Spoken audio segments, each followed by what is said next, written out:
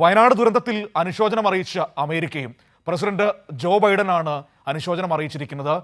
ദുരന്തകാലത്ത് കേരളത്തിനൊപ്പം നിൽക്കുന്നുവെന്ന് Joe Biden പറഞ്ഞു. ദുരന്തത്തിൽ റഷ്യയും ചൈനയും തുർക്കിയും ഗൾഫ് രാജ്യങ്ങളും അനുശോചനം അറിയിച്ചു.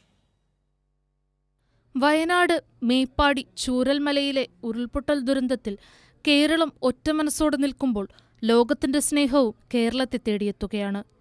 ദുരന്തത്തിൽ കയ്യും മെയ്യും മറന്ന് ഒറ്റ മനസ്സായി നീങ്ങുന്ന കേരളത്തിന്റെ അതിജീവനത്തെ അഭിനന്ദിച്ചുകൊണ്ടായിരുന്നു അമേരിക്കൻ പ്രസിഡന്റ് ജോ ബൈഡന്റെ പ്രസ്താവന വൈറ്റ് ഹൗസ് പുറത്തുവിട്ടത്. കേരളത്തിലെ ജനങ്ങൾക്കൊപ്പം വിഷമഘട്ടത്തിൽ അമേരിക്കയുണ്ടാകുമെന്നും രക്ഷാദൗത്യത്തിലേർപ്പെട്ട സൈന്യത്തിന്റെയും നാട്ടുകാരുടെയും ധീരത പ്രശംസനീയമാണെന്നും ബൈഡൻ പറഞ്ഞു. ദുരിതകാലത്ത് ഇന്ത്യയിലെ ജനങ്ങളെ ചേർത്തുപിടിക്കുമെന്നും ബൈഡൻ പറഞ്ഞു. ദുരന്തബാധിതർക്കായി പ്രാർത്ഥിക്കുന്നുവെന്നും ബൈഡൻ പ്രസ്താവനയിൽ അറിയിച്ചു.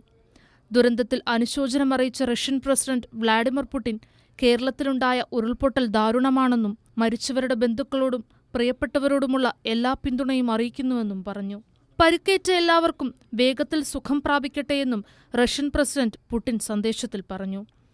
ദുരന്തത്തിൽ അഗാധമായ ദുഃഖവും അനുശോചനവും രേഖപ്പെടുത്തുന്നതായി ചൈന അറിയിച്ചു. മരണപ്പെട്ടവരുടെ കുടുംബങ്ങൾക്കും പരിക്കേറ്റവരോടുള്ള ദുഃഖവും പിന്തുണയും അറിയിക്കുന്നുവെന്നും ചൈനീസ് വിദേശകാര്യ മന്ത്രാലയ വക്താവ് ലിൻ ജിയാൻ പറഞ്ഞു.